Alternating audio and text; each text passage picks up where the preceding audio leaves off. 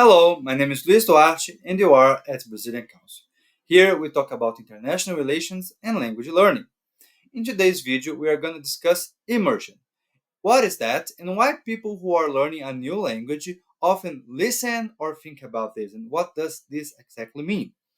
Well, when people start their journey toward fluency in English, in Spanish, in whatever language they choose, it's common to listen and think that the best way to acquire that fluency is through immersion, meaning being in a place in which you are surrounded by the language, the things you read are in that language, the books, the signs on the streets, the menus at the restaurants, the books, the newspapers, and also the TV they watch, the music they listen to, the people talking around them.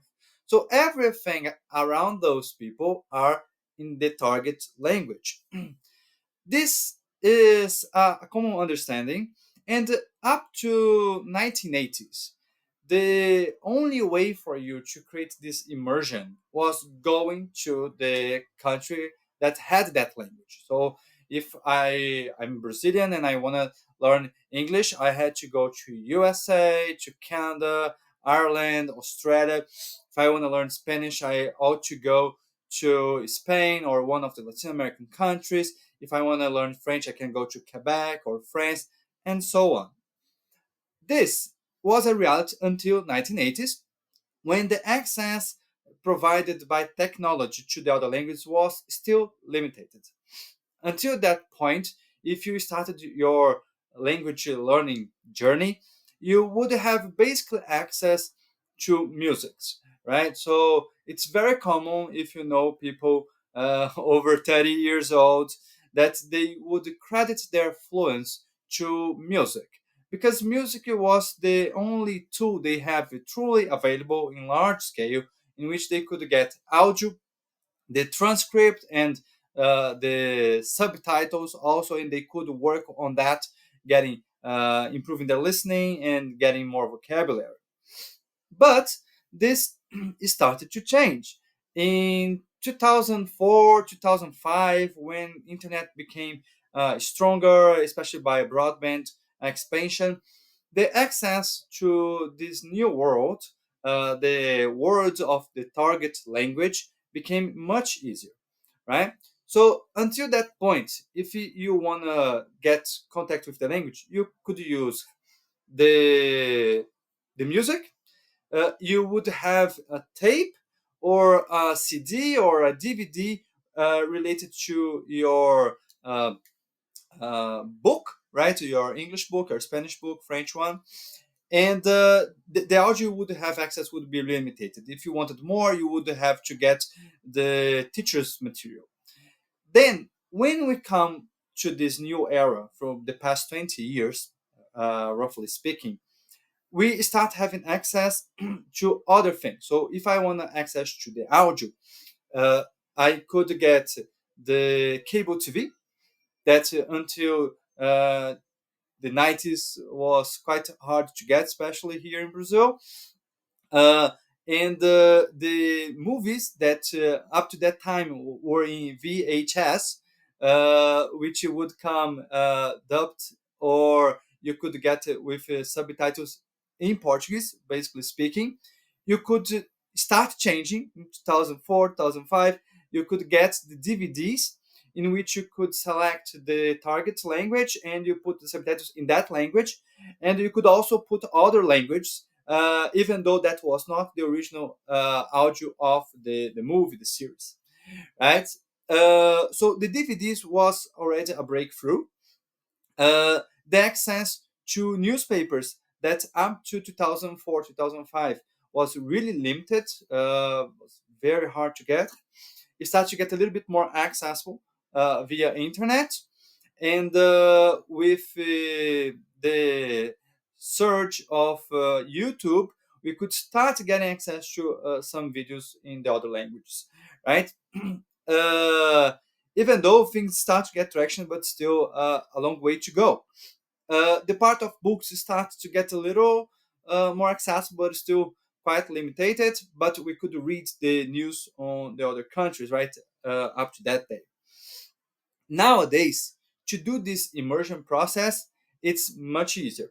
One thing that's worth mentioning is that immersion is often mistaken with fluency. That is not true, right? The professor Chris Lonsdale, he said once that immersion doesn't take you to fluency for the same reason that a drowning man cannot learn to swim, right? I would like to illustrate this with the case of immigrants that go to countries with no methodology about learning the language and they really struggle. I'm descendant from Lebanese. My great grandmother came to Brazil about the age 12, and she could never really learn the language. She could communicate certainly, but the language at home was Arabic. So my grandmother was quite fluent in both languages, not literate. She couldn't read in Arabic, but she could talk to her mom and talk to in Portuguese. But her mom struggled with Portuguese, and her parents that they just couldn't do it. Right? There are many other cases of Germans, Italians, even Italians who are closer to Portuguese who struggle with this in Brazil. So immersion per se does not take you to fluence. You need a process. And nowadays, we can work in this process wherever we are, right? So we can illustrate this also with the book of Benny Lewis, a polyglot from Ireland, who said that he came to Brazil in Belo Horizonte, and despite the language of the country was is Portuguese, he was working on East Europe language. I can't recall the name of the language, but he was uh, working on his immersion in Brazil, right? So what it comes to us is that nowadays, with Netflix, Amazon Prime, and other streamings, we can have access to many productions, movies, and series. We can get a lot of news via cable TV and also YouTube. From YouTube, you can get news from all over the world. Books, which 20 years ago was really hard to find in the bookstores. Nowadays, you can go online and get just a PDF, or if you have a Kindle or a tablet, you can buy it and download it on your device. So you can read books, you can read the news, you can listen, right? You can work on recipes on the target language. For example, in order to keep my Spanish, I always search recipes regarding coffee and Asian cuisine in Spanish, right? So these are things we can do, and we can create this environment in which everything around us goes in that language, right? On the following videos, I will describe some steps we can do regarding to listening, to reading, to writing, to speaking that will help to create this immersion, right? So keep following the videos and see you soon. Bye.